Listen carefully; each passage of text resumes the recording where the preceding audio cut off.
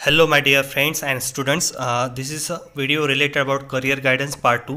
जी हाँ, हमने इसके पहले जो करियर गाइडेंस का पार्ट फर्स्ट देखा था उसमें हमने particularly career guidance for the after D pharm, जी हाँ, डिप्लोमा फार्मेसी कंप्लीट करने के बाद कौन कौन से जो वेज हैं करियर करने के हमने वहाँ पे देखे थे, कौन से opportunity after the passing D pharm and registration of D pharmacy. So now we will look out or stress on the after the P pharmacy career after P pharmacy. So we will see details what kind of different path and different opportunity after the completion of B pharmacy।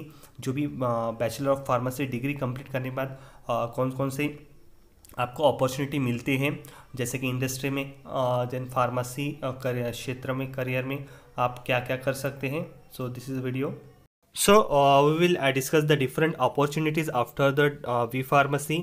जी हाँ, यहाँ पे आप screen पे देख सकते हैं जो भी चार्ट है वहाँ पे मैंने बताया है कि जो भी डिफरेंट अपॉर्चुनिटीज़ है आफ्टर वी फार्मेसी यहाँ पे दिए हैं, like academic, industry, IT companies, marketing, own business, clinical research, government job. So here is the I will put the different tag here। So we will discuss later one by one in broad aspects what kind of the role of pharmacist in that particular department and particular opportunities। So here is that look out that academic, then own business, industry में आप देख सकते हैं कि R&D, F&D, QC, QA, production, regulatory affair. This is the large scopes और large number of vacancies which available in industry as compared to other tag or opportunities। So we will discuss one by one। So academic जो lecturer आप join हो सकते हैं D pharm के जो भी institute हैं वहाँ पे आप अच्छी आपको जो भी है ओपनिंग मिल सकती हैं। So after the completion of B pharmacy you can look out to, if आपको रुचि है पढ़ाने में, एक्सप्लेन करने में सब्जेक्ट, तो आप एकेडमिक ज्वाइन कर सकते हैं, सब्जेक्ट का नॉलेज हो। सो उसमें आपकी दिलचस्पी हो पढ़ाने के लिए, एक्सप्लेन करने के लिए। So you will surely join the academic. Second, large opportunity available in the industry. Pharmaceutical industry जो है उसमें बहुत सारे different types of jobs available है after the completion of B pharmacy.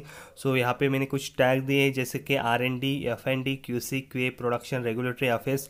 जी हाँ, जो भी R&D है, रिसर्च एंड डेवलपमेंट, उसमें आप as a scientist, junior scientist, senior scientist करके आप ज्वाइन हो सकते हैं। Now second one is the F&D, like formulation and development. वहाँ पे आप फॉर्मुलेशन करने के लिए जो भी फार्मूला है बैच सेटअप करने के लिए, प्रोडक्शन के लिए वो आप कर सकते हैं।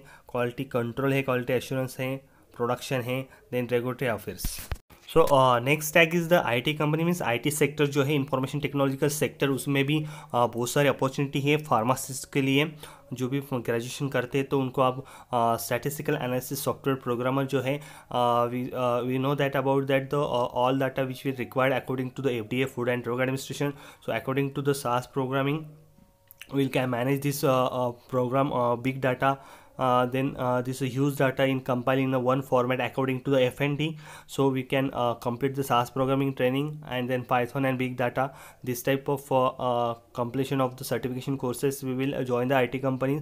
जी हाँ, ये जो अलग अलग टाइप के जो SAS programming courses है या Python big data, ये आजकल बहुत सारे क्लिनिकल जो डाटा है उसको कंपाइल करने के लिए, इस सिंपली फॉर्म में तैयार करने के लिए, FDA को भेजने के लिए जो भी है नॉर्म्स है, राइट। सो CDISC आपने सुना होगा, राइट। सो ये भी डाटा है वो हमें एक कंपाइल करके भेजना पड़ता है FDA को। सो आप ये सारे कोर्स करके जो भी ये कोर्सेज है available Hyderabad, Mumbai, Pune, then Bangalore, this site will be available. So आप ये करके आप IT कंपनी जॉब चुन सकते हैं। सैलरी भी अट्रैक्टिव होती है, like starting from the 3 to 3.5 आपको पैकेज मिल सकता है। So it is a very good opportunity after the B pharmacy. You should complete your SAS programming training, python and big data. So you will join the IT company, IT sectors.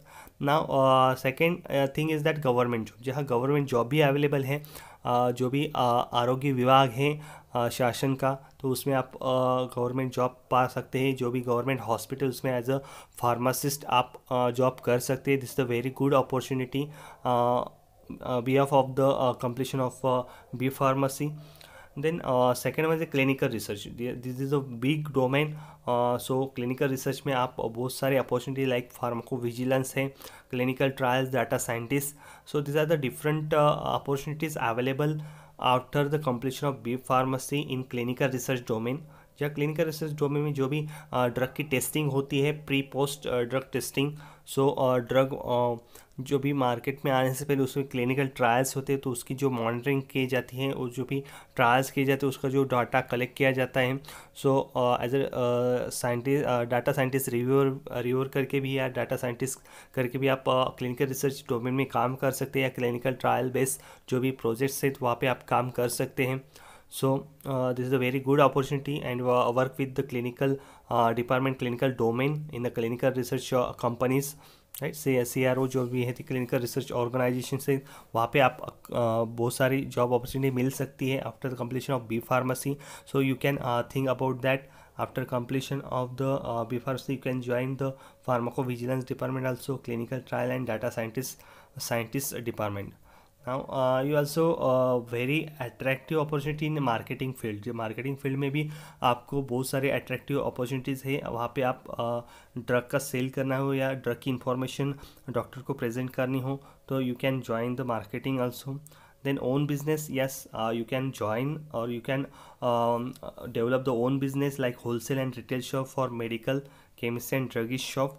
So yeah, you can growth according to the after B pharmacy on the basis of own business. So this is the various opportunities.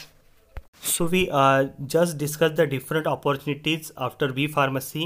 यहाँ पे मैंने अभी बहुत सारे different opportunity explain किए हैं, तो इनमें से आपको easy to sort out what you will do in your life. आपके जीवन में आपको क्या करना है, क्या आपको कौन सा जो भी अपॉर्चुनिटी या कौन सा रास्ता आपको चुनना है, ऑप्शन चुनना है, तो आप वो फिक्स कर लीजिए.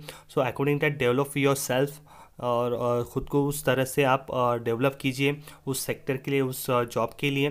सो you should prepare according to that future job. So it is easy to getting the job in that particular sector.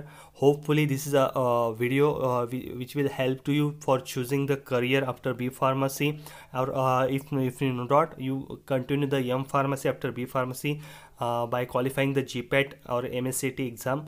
So thank you one and for all for making me or inspiring me for making these videos. Thank you.